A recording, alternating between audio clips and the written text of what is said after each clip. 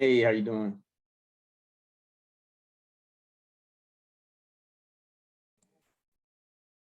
How are you? I'm doing well, doing well. Good, good, good. So I would like to kick things off by seeing if you could share with me a little bit about your business.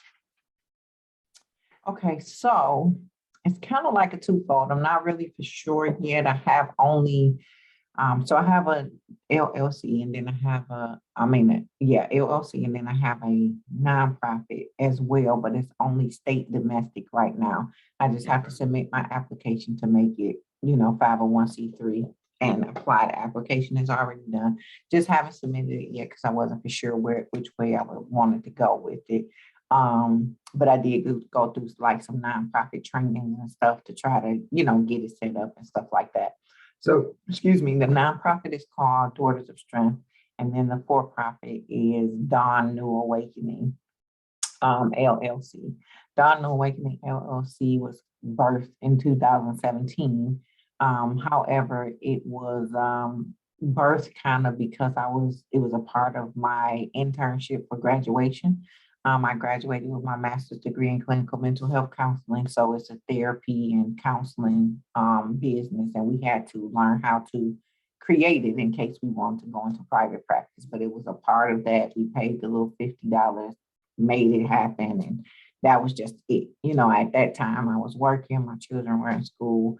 And so I was just, doing it as a part of my internship, but not necessarily thinking at that time that I wanted to do private practice. So as time has gone on, I did, start saying, you know what, I should be doing this. I should be doing it. I got licensed, and because I also have it on the spiritual side as well. I have a master's in pastoral counseling and divinity. So that was the route I wanted to go.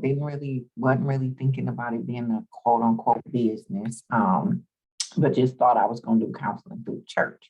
So I also got, ordained, and then I also was set to do like marriages and stuff like that. So I did marriage counseling and stuff, but I was doing it through the church.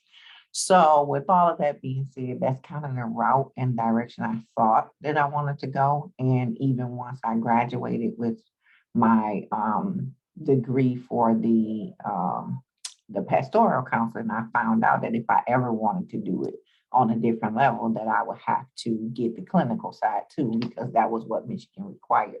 So I went back to school, and that's when I got the degree. And then in 2017 is when I opened up the practice as a part of my internship and my hours and all of that stuff. So that's kind of what it was. I didn't go into it fully then. So I in 2020, when COVID hit or whatever, I said, this might be something I need to be looking into. I need to be building my business. I need to be doing something. So I was just kind of like joining social media groups, just trying to figure out pastoral stuff, kind of thing. And so I still am limited licensed professional counselor in Michigan, and haven't taken the test yet to drop my L because I wasn't even thinking about doing private practice. So now I'm on that studying to take my test to drop my L, become fully licensed. And so I'm in that mode now where I want to kind of go, but I still felt like I wanted to do something in the area of trying to figure out how to have contracts or people that I'm working with that it's a set kind of situation for that service. So that was when last year I connected with Faustina. Okay, yeah. Yeah, so I was a part of the Idea to Inception group. So I was one of their people. And I came to Dallas when they did the big gala thing at the Ben Show House and stuff like that. And showroom. And I was honored there because of the work I had put in with their program and stuff like that. So she and I definitely keep in contact. And so when I think it was your mother did the presentation for them in the boardroom, I Mhm. was in there and I'm listening to her and I'm like, oh my God, like what she's talking about is so cool. So it was that sparked my interest. Like you probably have a service or something between the training that you do, because my day job, I am actually a therapist and patient navigator for domestic violence and crime victims Mhm. under a program that serves as a nonprofit. But we work with the police, the hospital, all of that. So that's my day job, but I'm looking to expand and do some things that will make life for me greater. Okay. But so that's kind of where I am. I did do their program. I'm not fully, like I said, my business is registered.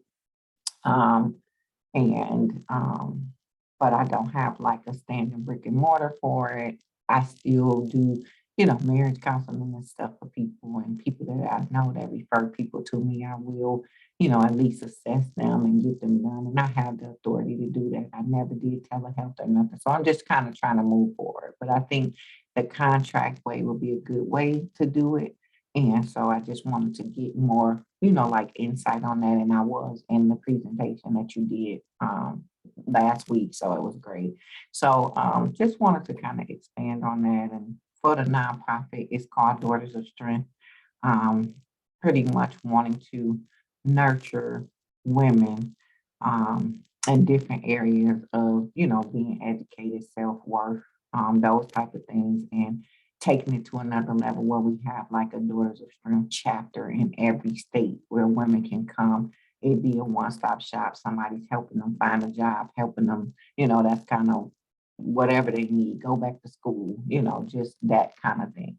So that's kind of the avenue for the nonprofit that I want to go. But like I said, I haven't sent off my application yet for the 501c3 because I wanted to like build a team and try to get the Michigan chapter going first so that I could, further that and expand that as well. And so people were saying, you can take your business like the LLC and then, kind of support that in a little way that you're doing an investment with that. And then in exchange, go get grants. So I'm just fully trying to learn the whole process, to be honest. Yeah, understood. Understood. Trying to see how you can make it all work together Yeah. and utilize all the things that you've put together on the for-profit, nonprofit, what you learned in corporate, all of that. Just want to make Oh, it yeah. all work. Definitely understand that. Definitely want to be able to see how you can, support and provide for people while also supporting and providing for yourself. That's the name of the Absolutely. game. You got it. Yeah, that's the name of the game. So, um, the first couple of questions I want to ask, and like I said, I really want to let you kind of drive this as much as I can. This is really your time,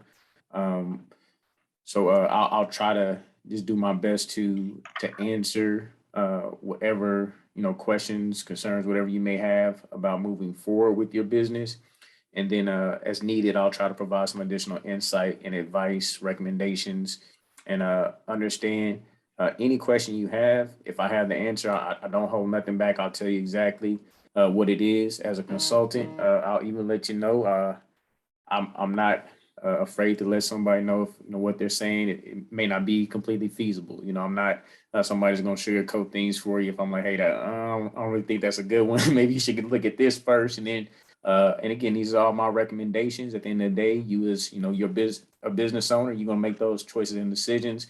But me as a consultant is to lay out the facts for you and let you determine from there. So with that said, I understand that you have the aspiration to go ahead and set up and work through a nonprofit while also working through a for-profit as a private practice. Two Mhm. separate entities, but essentially providing very similar services. Is that correct? That's correct. Yeah. Okay, excellent. That's actually that's a really good model. We are actually doing the same thing. It's a great model. So with that, my recommendation for every business is to get all of your documentation, all the paperwork type of stuff done. Get that stuff knocked out. You don't want to get to a point where yeah, this is I got a great package, I got a great solution here, and then you end up meeting somebody, you have a chance encounter, right? And they're like, yes, that's amazing, that's great what you got going there. Like how can we get support you, or how can we even get set up and you can do something for us here? And you're like, well, I don't have it set up yet. Like you don't want to be there, so you want to Absolutely. get all that stuff, get it all in order, get it all set up, be ready. You know, like how the saying is, you know, you don't have to get ready if you stay ready. So Be ready, yeah. yeah, so be ready for it, you know, and that's how we're supposed to operate, right?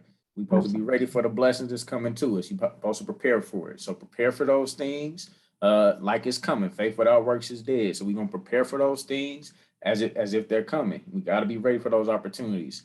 So get all that stuff done, and then next, the other side of that preparation, I actually talked about this the other day, is you want to know, you have a wide, honestly, it's a broad service that you can offer, especially even for women. You know, there's a lot of different avenues and different things you can do, where it won't be a cookie cutter approach. Basically, you can really specialize things, but you also need to have your designated programs. So if you haven't already, I know you have with some of the things that you've already done in your your 9 to 5, like you got some programs and things there that you've either you've executed on, you tweet and you say, hey, when I go and do this on my own, this is how I really want this to look. It's going to look better like this because, you know, I'm seeing it from a different perspective, you know. So you built that out, and again, have it very detailed. So I tell people, you know exactly what goods and services you want to offer, know exactly what that looks like, and know what the different packages of that looks like. And then you also have to price it. So that, and I think that's the part that a lot of people will miss is like, yeah, I got a great package. I got a great solution here. You know, I built this program for young girls aged 8 to 16 or whatever, you know, you set up this group for it, right? And you haven't figured out what you're going to charge for it. You haven't figured out, and it's because you haven't really looked at all the costs that it takes. So you need to identify based on your industry, okay, are these services that I'm going to have to provide directly? Will I be able to, like you said, you were talking about building a team. All right, I need a team of how many? If I want to do a group of 20, I want to do a group of 10, what does this look like? Do I want to do this online? Do I want to do this in person? Do I eventually want to set up a facility where I bring people in and we do this training, you know, right there? You need to set up all those different things. And again, prepare for it. Be ready for when that's going to take place. So you know what your costs are. You saying, okay, if this takes on, I'm going to need this amount of money saved up, or I'm going to need this amount of money brought in through donations from my nonprofit to support it, but have all those things in order. And once you do that and you have that part together, now it makes it very easy for you to go into meetings and you speak, because it's very easy for us. When we know what we're talking about, we speak with a lot of confidence and people can tell. But what'll happen is that confidence will fade very quickly when you don't know what you're going to charge them for, or you're hesitant about it. Well, typically, and that's usually I know when people are like really don't know what they want to charge for something, they'll say, well, typically I'll charge. No, like what is your rate? Not like what is it? Well, typically I do this, and it's because they're already trying to figure out a way they're really devaluing themselves. I was a personal trainer for a long time. And that was one of the things that I learned, like you can't devalue your service. You can't devalue what you do. And especially with the nonprofit, you really don't have to, because you have to get to the right organizations and people that see the value in what you do and have them funded. And then you're able to subsidize that potentially for the other people that participate. So again, with building all that together, again, the goal is to establish these packages, establish the price points, and be able to speak to those with confidence, knowing that, and not just confidence, is with understanding that you haven't watered anything down and you haven't devalued yourself because of what you priced it at. Because just like there's buyer's remorse, there's seller's remorse too. Sometimes when you sell somebody a service, you're like, I just did that to get by right now, but I know now they working. Yep, and you regret it. You know, you have a lot of regret there. So I would say set those things up, and that would be a great foundation. And that's on the for-profit and the nonprofit side. And then start building your strategies to actually fund each of those things. I'll go ahead and let you ask some questions here if you have any. Okay, so my first question I wanted to ask is, with having a for-profit and a nonprofit, and you talked about, well, first, before I go into that, I wanted to ask you a question about the fact that you mentioned that you and your mom got like this contract for doing work that you never done. You got people to do it or whatever, and you got this contract. So like listening and hearing what it is that I want to do or that, the angle that I'm going in. And you said that it could be broad, it's a broad area. It's a lot of things that you can kind of do under that. Would your, what would be your response to me saying that, got the LLC set, going to send the application off for the nonprofit, got the bank account set, all of this stuff, and saying that you wanted to put a contract up under these two names, that I have, but at the same token, it has nothing to do with that. Like it has nothing to No, do with therapy and not it, whatever, yeah, but it's not a problem. It's not a okay. problem. What? So we actually, one of our clients about time has really flown by, about 4 years ago now. They got their first federal contract doing reupholstery services. They are reupholstering chairs for the VA, and they are actually an IT firm. Oh, So we wow. use that, yeah, we use that contract as an opportunity to get their foot in the door with the VA. So they were a service disabled veteran-owned small business, and I said, hey, we got to get your foot in the door with VA. We know what you really want to offer to them in regards to IT services, but we got to, get them to recognize us. We want to start building a relationship, and the best way to do it is to work with them, do some work for them. So I found a contract. I said, hey, you need to add this NACE code to your sound profile. So when we submit in the bid, we can actually be awarded because it's on your profile. She got that done. We were awarded the contract. She made money. And then, as the award process went on and, they sent out her letters and everything, they asked her, so what do you really do? Like, because they see her sound profile, they see the other codes, and all the other codes is IT related stuff. So they're like, so what do you really do? Let's talk to them about that and see if there's some opportunities for us to do business there. But at the same time, she helped them meet a need where they needed a service done. They needed it done by a service disabled vet. It helped them check some boxes. They got the work done. She made some money, and now she's established that relationship, and actually, worked with them. So you, and that's the beauty of contracting. A lot of times, it's as simple as adding a NACE code. As simple as finding the actual subcontractors or vendors that can actually perform the work that you actually don't do. And honestly, it allows you to frees you up to continue to work on what you actually do. Like you can generate some revenue here with some things that are, low hanging fruit, easier opportunities to get while you still build up. And it's just like what I was saying with the for-profit and nonprofit. A lot of people set up their for-profit to help fund and build up their nonprofit. It's to support it. And sometimes you go outside of your normal scope of what your expertise, and you look at the expertise of the others around you, and that helps you, generate revenue and build relationships. Okay. And then my next question now was leading into that, having everything set and doing what you do.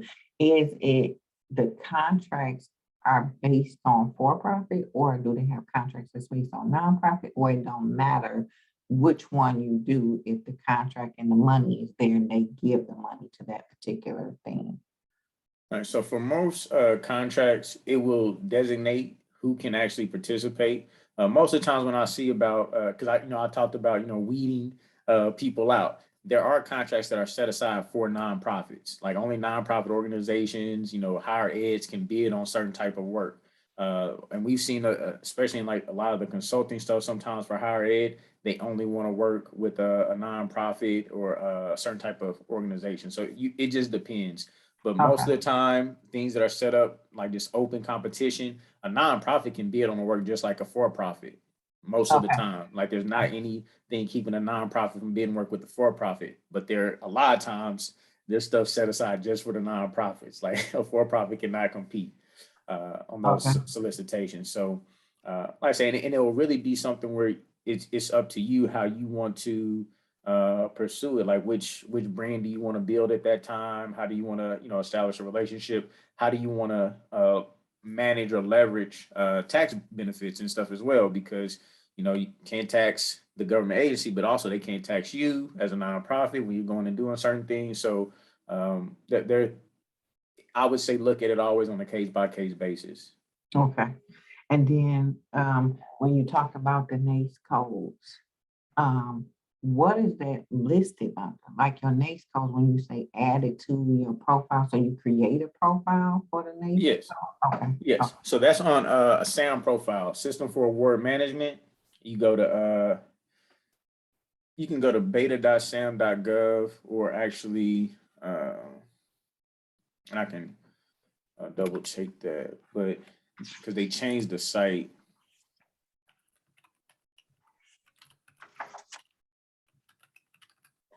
And you'll set up a profile to, and actually you can just go to sam.gov because it still may be simpler to get to it that way. Yeah, they said that they changed it to beta.sam.gov, and it is under, yeah, register your entity or get a unique entity ID. So yeah, you can just go to beta.sam.gov and you'll register your And beta, entity. Yeah, beta.sam.gov, and you'll want to register and set up your business to do business with the federal government. It's usually right there on their home screen. okay. And it is a simple process. I'll say that it's simple, but sometimes the language is what kind of confuses people. Sometimes the way that they ask the questions, it can sometimes make you like scratch your head, like what are they really asking me?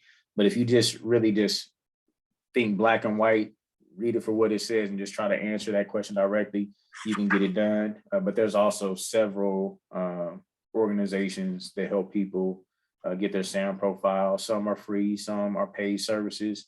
It's just really based on the time that you have, how much you want to do. But I tell people all the time, if you pay somebody to do your SAM profile and set it up for you, all they're going to do is they have to talk to you. Like they have to ask you the questions and then walk you through it. Like, so you're going to have to provide the information to them anyway. So I would say try it yourself. If you get stuck in something that's taking you a long time, then go ahead and look for a resource. First, go to the free resources because they can knock it out too. But there are resources people charge like up to $500 to knock it out for you. It's just, again, just depending on how much time you really got to do it or how in depth you want to be with it. But it's really simple to get set up. You add your NAICS codes, which again is just a 6-digit code that describes a product or service. You add those, and a lot of people tell you, certain people will tell you, oh, you don't want to have so many NAICS codes. It just, nobody understands what you do. They don't listen to that. The NAICS codes that you want to put on there, put them on there. And again, as you find new stuff and you may want to bid it, add those NAICS codes. You can add them, take them off. Do what you need to do to get your business going. Don't really worry about what people think or assume, because at the end of the day, the way government contracting works, most of the time is going to the lowest responsible bidder. You can say you provide cookies and food on there 100 times, all about food stuff, and you can bid a contract for military equipment and end up winning it. So like, you don't sweat that stuff at all. But a lot of people will tell you that, oh, it's just what you put on, say your capability statement. You don't want that all over the place. And it's targeted to your specific audience. I tell people that all the time. Like, if you are going to send something, you want to do janitorial work with this company, why are you highlighting all your other experience? Focus on what you want to offer them, or what they're actually interested in. That's what you want to highlight and focus on. Okay, sounds good. Quick question about the DUNS number. Does a nonprofit have to have a DUNS number too? So for a nonprofit, I would recommend it, because all it is basically it's about credit. Okay. Nonprofit is a business. They should, have a record of their credit history as well. You want to build credit with any business entity that you have. You want to build credit, have it established. It can help you, because most nonprofits assume that the only way that they can go after funding is through, donations, but you can also raise capital, create your own deal. You can get your, business credit card for your nonprofit, line of credit for your nonprofit, and that all makes a lot of sense. Okay, gotcha. Yeah. Sounds good. Okay, so that was a question about the nonprofit part. I'm working on that side. I see what you got on here about the SAM's profile. I see I'm going back through my notes from your meeting from before. I kind of was making it. Do they have a certain place that they go on? Is it a certain site per state? Like you talked about the CMBL profile Mhm. being specific to Texas. I'm in Michigan. So is there a certain site that you go on where you can see what government things might be out there? Oh, okay. With bid Mhm, opportunities? Yes. mhm. So with Michigan, you can type in Michigan and then the word procurement, procurement, procurement. And you can go, what city are you in? Starting Heights. Okay. You type in the name of your city, procurement. Any local agencies, corporations, businesses, type in that name, procurement. Um, type in, and again, if you want to start going after grants, type in the name of the company and grants. Uh, it's it's crazy. It's really that simple. Like the Like, hard part, no, but the hard part is this. It's like so you could type that in, and for a lot of them, it's gonna take you straight there. But if you for chance don't get and you don't go straight to those specific sections. And that's why I started telling people just type in procurement after so it gets you straight to that procurement section. Because otherwise, if you have to go through and try to, click the different links and everything and find your way through there, like because it may start with government or business and then how to do business. And then you got to go down all these different, it's a rabbit hole and it you could get lost in there and you won't find it. And sometimes it may be by design. Like I say, they really do be weeding people out just by mhm. hiding the stuff in all these different links you got to go through. So that's why I try to tell people, like, be specific of what you're looking for. Type in that agency or that company, corporate, whatever it may be, procurement, the city procurement, and try to get as close as you can to the source of what you're looking for.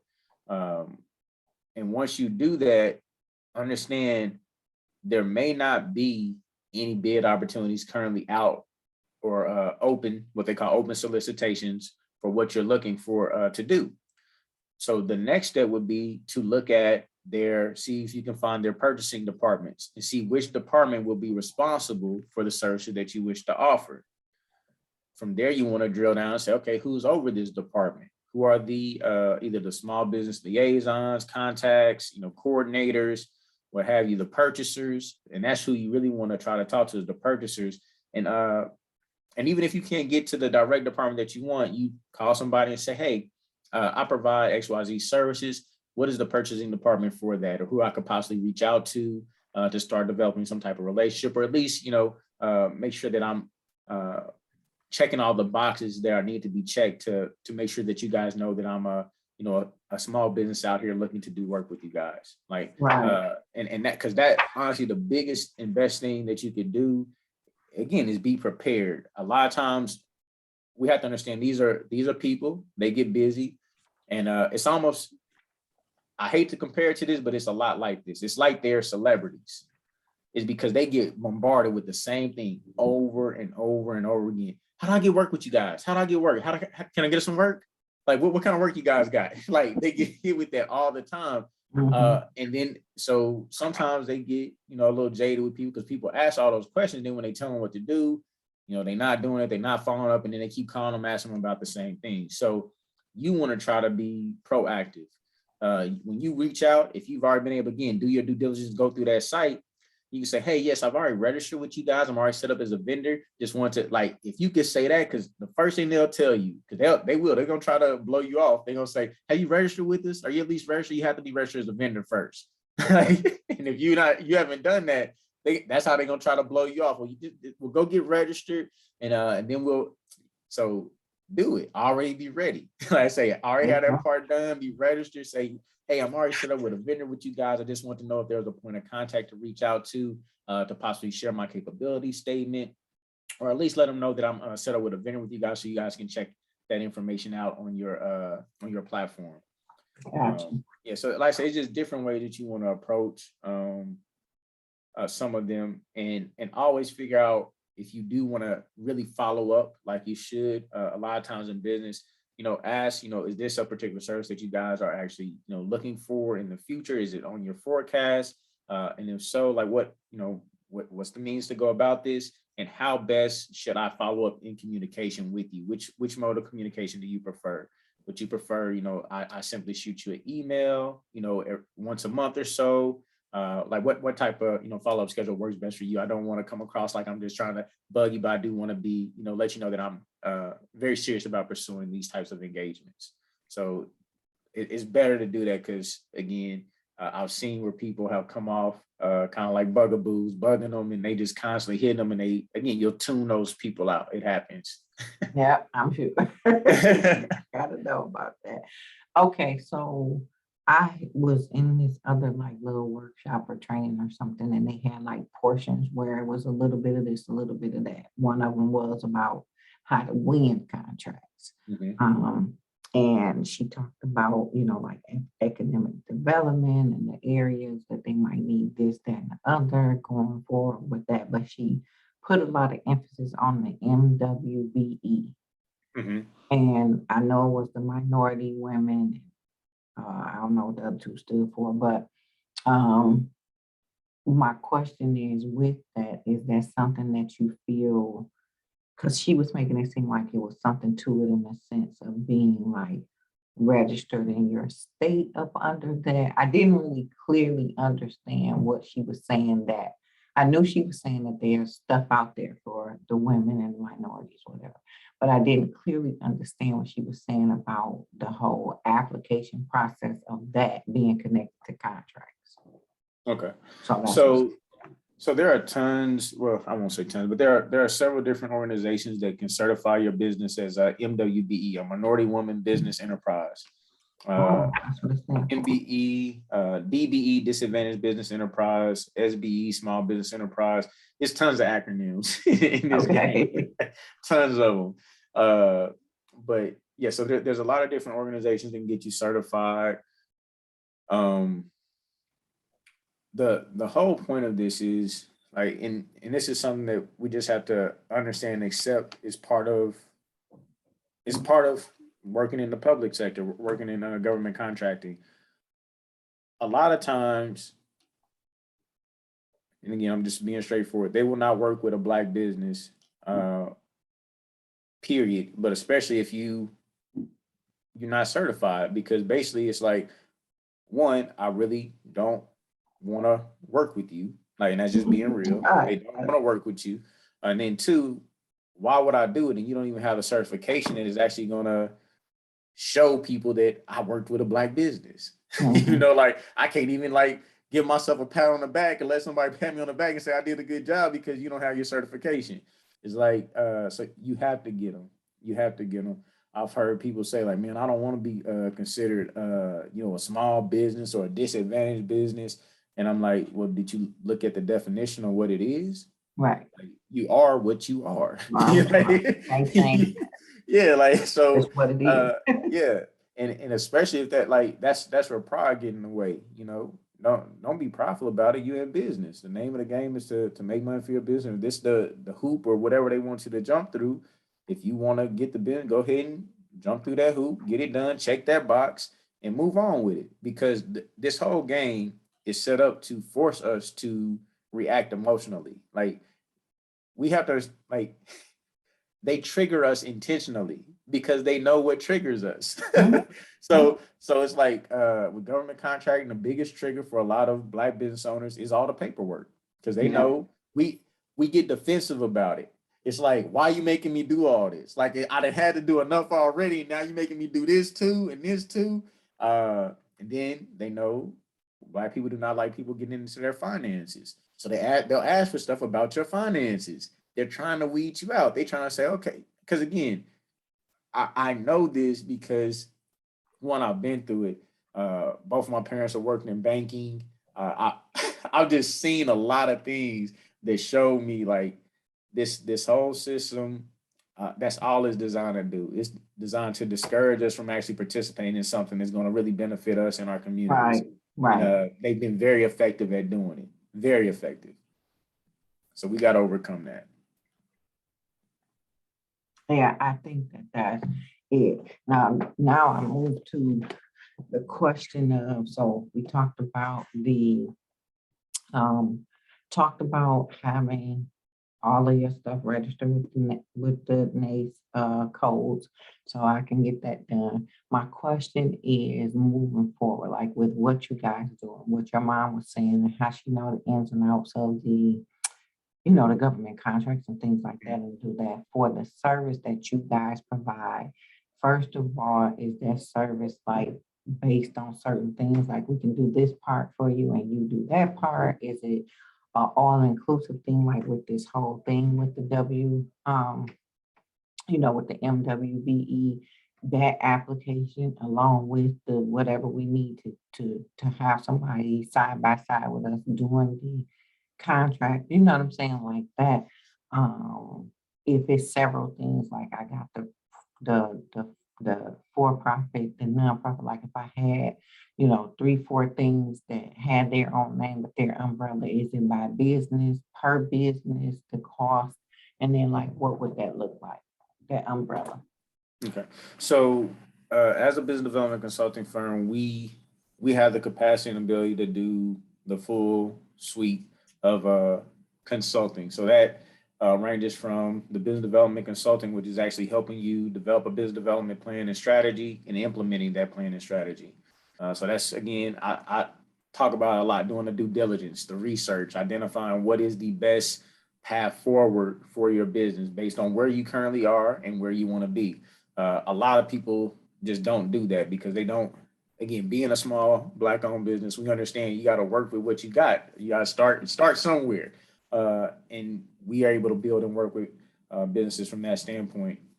We also understand that there are certain things we actually, to protect us and you, we're not going to do. We're going to tell you, hey, like, you need to do this part. We're not going to sign off on this. You need to do this part of it. And a lot of the stuff is really for you to learn and understand it.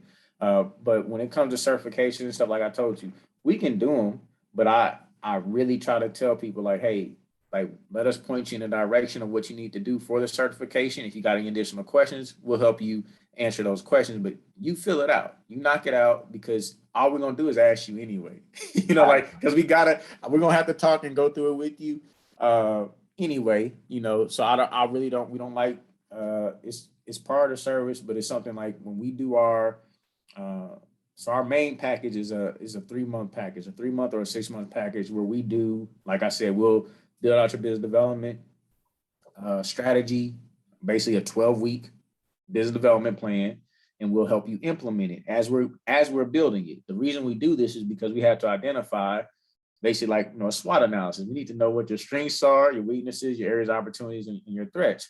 So we want to know and learn how you work. So as we're building that plan, again, we want to make sure it's sufficient for you as far as where you're at. So we will go through the process of finding bids, going through them. We do all that as we develop that plan because it helps us identify who you should be looking to for our strategic partnerships, for our vendors, subcontractors, mentor-protege relationships. We want to make sure that you got the support and things that you need. If it comes to, like, again, building financing for your business, the proper structure around your personal credit, business credit, all those things. We look at all of it. But we also realize not a lot of people can afford that service. It's $15,000 for 3 months. You go 6 months, it's $30,000 with a satisfaction guarantee because you've allowed us to work with you for 6 full months. Satisfaction guarantee basically means, hey, if you are not satisfied, you'll get a full refund of your money. And it's because, honestly, we know that's not going to happen. It's just, it's just too much time for us to work with somebody. We work with somebody for 6 months.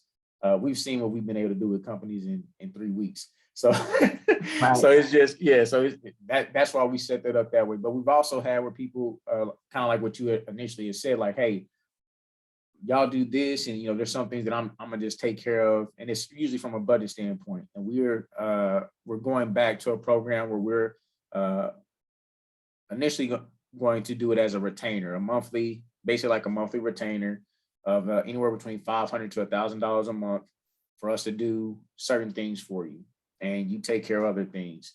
The only issue that we've ever had with this, and that's why, again, we honestly have stepped away from it for nearly 2 years, is a lot of people really don't understand what they should be doing.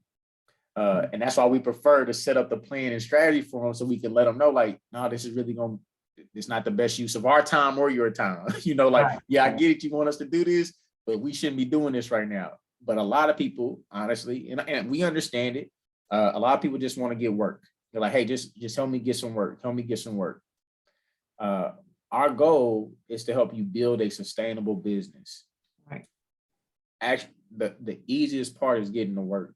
Like it's not hard. Like I know other people that I've trained to do what I do who are going out there, they're helping people get contracts, and people are winning contracts really quickly. But I'm like, okay, what is their sustainability though? Like you help them win a contract really quick. They got a $250,000 contract. We've done this same thing. Like I say, I've been doing this for almost 10 years now. Helped the company within, like I say, 3 weeks win an $800,000 contract with the city of Dallas. They gone. They're not here no more. The company not here no more. And and it's sad because they got that and they were like, oh, that's all I needed. Thank you. And they off to the races and they like, well, I don't need them no more. I'm like, you really don't understand. Like, You don't understand how to keep it yeah, going. yeah. You gotta keep that. You gotta keep that going. Yeah, how do you keep it sustained? You gotta know how to really leverage and manage all of that. How to turn that one into the next one, and that it takes time. And like I said, that's why we want to build out the plan so people can see, okay, this is I need to do this, and then I need to do this. Oh, and while I'm doing this, guess what? I'm building up my qualification experience to take on the next things. But again, we understand the nature of being a small business, being a micro business, budgets, constraints, financial constraints. So we set up other options and alternatives, and we say, again, I'm going to provide my recommendations. You say, hey, we this is what we want to pay you to do. Can you spend this time to do this? I'm gonna give you a quote for it, but I'm also gonna give you a recommendation. I'm gonna say, I really think this is what we should be doing. This would be a better use of your time. But a lot of people will come back to me and say, just find me the work, David. I can figure it out. Just get me to work. And I will. Like, because I tell people all the time, like, finding the contracts is easy. I could send you a contract today. Like when you told me the stuff you were doing with domestic violence and abuse, stuff like with the police departments, there's contracts like that all the time. And you can actually, it's so beautiful. There doesn't even have to be a contract out there. Like you can actually propose this and say, hey, this is what I do. Like, I want to reach out to somebody. How can we get this set up? If you package it right, based on the requisition process, it could be, hey, I package this for this amount of people. It's $24,000. Oh, that fits in our requisition process where we're under 25,000 and don't have to go to bid. We can sign off on this today.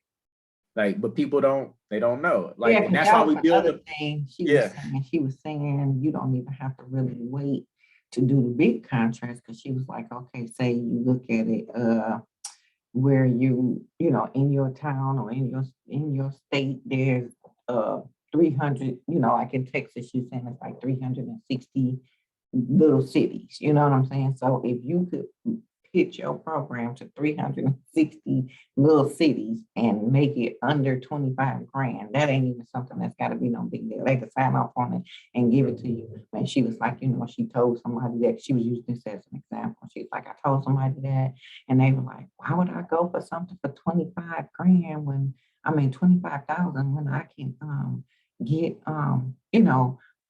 big contracts for millions and this and that. She was like, okay, listen to what I said though. I said 360 cities probably are in a position to need what you have. And you times that 360 by 25,000. You're gonna make more than that 800,000 or million that you're looking for, because you just doing it, the same repetitive and then you're not realizing you having to compete with people too. Like if you're going after $1 million project, most likely you're in a competition.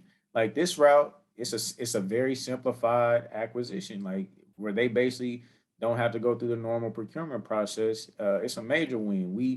We've actually, like I said, that's part of our model. We identify the requisition process and how certain agencies they have a purchasing authority up to $50,000 where they don't have to go to a board. A single individual can sign off, and we make really good money off of those type of opportunities. It's something we could do, repeatedly. Like say we got a 12-week program, 9-week program, we do it every 12 weeks. Like so. Yeah, it's a beautiful thing if you're able to again develop that package. develop that package. So like in package development, is that something like if I said, okay, I got everything I need to get done, I done looked into it, I got my thing registered with the NACE, I did my application for the minority women, I did this, I did that, you know what I'm saying? Is it something that you can say that you could say, well, okay, we could put a package together for you for that to be able to just move it along and do it? Yeah, yeah, that's it. That's exactly what we do. Like I say, for business development, we will look at, okay, we look at your services, and that's actually part of the 12 program. We want to identify niche services that we can package together. So we don't just identify the service. Like I say, it's three components to it. We identify the service, we identify who buys the service. So we want you to know, like, this is who our target audience is for these particular things. And then from there, we're going to say, okay, great, we got this together. We need to look at all your costs. We need to look at how you actually gonna make money with this, right? So, because again, it still gotta generate sufficient enough revenue to support you and actually scaling and growing the business as you see. Okay, cool. Okay. I got a couple of things. Like I said, I do have, my LLC is already done, bank account's already done. It's just moving into those other things, get certain things registered and sending off my application for the nonprofit. I did the whole developing the business plan, mission statement, all that stuff we did as a part of idea to inception, because we had to have all of that to be complete in the program. They had different people to come in and talk to us about different things from, lawyers in business, like all of that. The program was great. And it lasted for, we did it every other week for 4 months, every other Saturday for 4 months. And they like brought in everything they could possibly think they could bring in for people to talk and, just do certain things. One place that I have not really gotten into because I'm really not doing it too fully on the level of I'm making a whole bunch of money from it. I do fee for service stuff because I can. So I don't do no what you call it, insurances or nothing like that. People want my services, they'll pay me out their pocket. I document it, but I want to get to a point where I got things set up like QuickBooks and all of that. I don't have that part of it done, or concretely in place enough to say that I could show how the revenue comes in. They'll see, like if somebody pays me cash, I'll just have them send it through Venmo, PayPal, whatever. They'll see it deposited into the business account, but it's not, it's $150 here, $450 for 3 sessions of marriage counseling, like that. So it's not really like big money going through there or nothing like that because I don't have it set up like that yet. You can put it on a spreadsheet. Like if you don't use QuickBooks or anything like that yet, I definitely recommend putting it on a spreadsheet because not only are you documenting revenue, you're documenting your track record and experiences and qualifications. Like, so you could, especially with your nonprofit, like that's the big thing. They're like, so what type of community do you serve? How many people have you served? What does that demographic look like? What zip codes are they in? Like just capturing that information and putting it on a spreadsheet will go a long way for you. Because I've filled out, different grant applications. I did one for Wells Fargo, and that was like a major part of, them being, wanting to fund the activity we want to do through our nonprofit. And they asked like all those questions about the demographic that we serve, number of people, all those things. Having that documented is critical. I say the revenue is great, but documenting who you're actually servicing, and even if you could get, I say, testimonials from that stuff, that's really what's gonna make a greater impact sometimes even than the revenue, especially if we're talking about for a nonprofit. Okay. Well, I'm gonna process and lay it all out to see. I'm not really for sure that I would need the whole $15,000 plan because I got some pieces together, but I do know that I want to like have some kind of like side by side, kind of like somebody say, hey, go this way, do this. I really appreciate, you taking the time out to do this. And, me and Faustina talked a lot, before I got into the session that you did do. And so I haven't let her know yet that because my appointment came so quick. When it came, I was like, hey, I'm on it. So, but I'll talk to her too, let her know I did do the consultation because I think if she could have her way, she would want me to be in Texas. Yeah. She's like, why don't you think about moving to Texas? Why did you, you know? But I like it there. I love the weather. I think it would be great. Talked about it, thought about it, so it's not off the table. But it is a situation of transitioning and making sure that I'm going to be able to continue to do the work, you know what I'm saying, or have this in place where I have the work, you know. Yeah. So Yeah.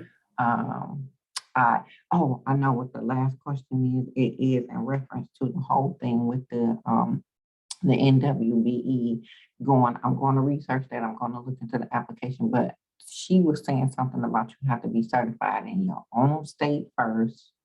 And then how do you get certified in other states? Like if I was my 5-year plan is to work this out, get everything done, start working with them, build relationships, build the revenue, and then I move to Texas. Like how does that travel with you?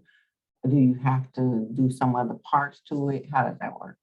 Yeah. So typically there's a certain one, like, so you can get certified with like the WBENC WeBank, Women Business Enterprise National, I think it's Council or Center, something like that. Mhm. WeBank, and it's a national certification for a woman-owned business. MWBE certifications. Uh, if you register in your state, they'll let you know whether or not, and you can ask if it qualifies you as an MWBE in other states. Sometimes you will have to register in another state as well as an MWBE. Sometimes they will allow you to without actually having any type of physical presence. Sometimes they will want to say, "Hey, do you have any type of presence here, like any type of office or something, like, or do you plan on moving an office here, something to that nature?" And again, it's on a state by state basis. Sometimes it just depends. I know here the major one I think for that is the only one I think is the hub certification where you have to be a state of Texas business, but I'll have to look back into that because but I know there is like for women businesses, you can get a national certification that it'll travel everywhere with you. Okay, national. Okay, cool. That was what I needed to know. Okay. I think that my questions got answered as much as Awesome. I had wrote down. Awesome, awesome. I'm glad I was able to provide some insight and got some of those questions answered for you. And again, I appreciate your time too, because this is actually something I talked to one of my colleagues last night, strategic partners, and I told him like I'm very fortunate and blessed, like because I love doing this. I love just Yeah. seeing whatever I can do to help people and help them figure something out.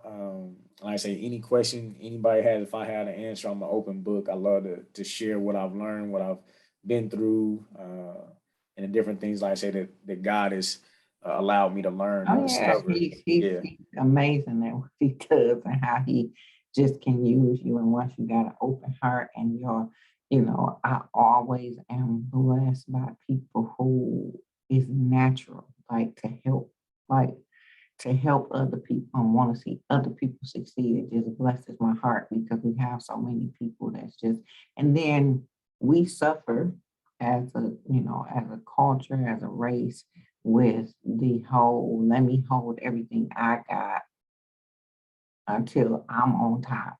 Yep. And then I think about letting you know how to get to the top because you might supersede me. You know what I'm saying? Yep. Like Yep. we suffer with that as a culture and as a race. Like it's like, no, it's enough for all of us to eat. Let's just be good to people and do what we do, share our services and share what we do. You know what I'm saying? It can be a blessing and a curse though, because like for me, um, I probably would be there if I put more into me at the time that I was graduating from school. And like I said, it's been registered forever. If I had took more time to look into pouring something into me as I pour into others, I might be a little further along in what I was doing. But it's nothing wrong with helping others. So, it can be a blessing and a curse sometimes. But knowledge, you can get that away all the time. Like it's Yep. not Yeah. So But yeah, I I definitely get. Yeah, I definitely get what you're saying. That's mhm. where we have to learn, you know, balance. The balance of it, where you don't you pour and pour and pour, and then you empty, and then you wonder why you ain't got nothing left for yourself. Right, It's right. like, yeah, like, so sometimes, and he puts us through that intentionally, so we learn, we know what that Yeah. feels like. So it's like, No, sometimes it's okay to say, hey, I'm busy right now. Let me finish working on me. But I guess what? I'm gonna refer you to somebody. Like, I know somebody else that can give you some information, give you some insight, or I'll give you a little direction here. But I really gotta finish, and that's really my biggest thing now. Is like, I'm very protective of my time, uh, very protective of it. So, you have to learn that it's a art to it, for sure. It is an exactly. art to it. Yeah, and that's the blessing of, honestly, of social media. Is like, you can, share as much as you want through there. People can go back and watch it over and over and over again. And that's why I said I was gonna start doing these more. So that way I could, somebody else got this same type of questions or anything. I'm like, hey, I can share some tidbits from this conversation and let them see that. And Right. that way, hey, y'all got it. Absolutely. Yeah. Absolutely. Well, I appreciate you. I thank you so much for your time, your information. I'll be in touch. I think the email, is it directly to just Ally or is that your email? That is my email. That's my Okay. personal business email. And because I did send, yeah. So you prefer the at ascension.org email? No, that's what I'm at work. So I did the Zoom from there, the first one that you sent my stuff to, and I kind Okay, of perfect. forwarded to. So the one that's originally the original meeting was set up with. But I was Perfect. originally thought I would be on the road and I would be Yeah. doing that Zoom from my phone. Yeah. But when I found out that I didn't have to go, I'm like, oh, let me text them. How we meeting? So yeah, that's my actual Right. work email. I work for Ascension Health. So Okay. but Awesome. yeah, Awesome. but the other one is where you would be seeing emails from me from. So yeah. Perfect. Perfect. All Enjoy right. the rest of your day. You too. Have a good one and thanks so much. Oh, no problem. Bye Bye. bye.